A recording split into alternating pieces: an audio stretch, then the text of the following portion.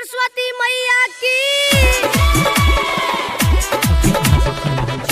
Virus care के शानदार प्रस्तुति।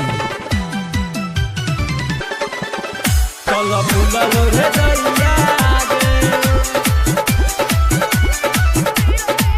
चलो फूलो रे दैया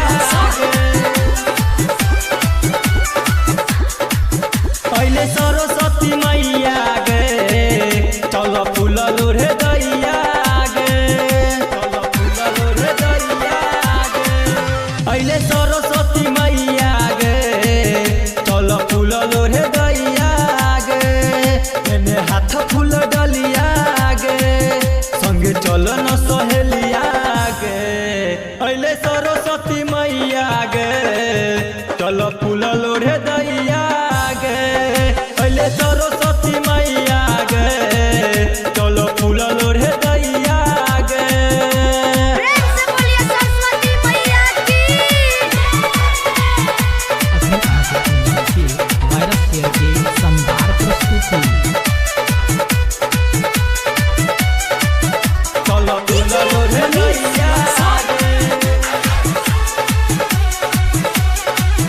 लेबै गाय के गोबर निपब अंगना घर मैया के चुनरी चढ़ेबे सब कर छै पुकार देबे माई के दुआर सरधा शीश झुकेबे सरधा शीश झुकेबे सरधा शीश झुकेबे लेबै गाय के गोबर निपब अंगना घर मैया के चुनरी चढ़ेबे सब कर छै पुकार देबै माई के दुआर सरधा शीश झुकेबे।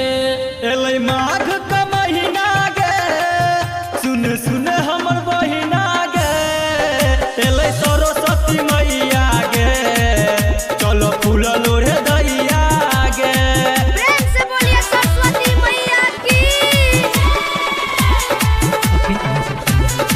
वायरस केयर के शानदार प्रस्तुति। चलो फूलो रे दैया गे चलो फूलो रे दैया गे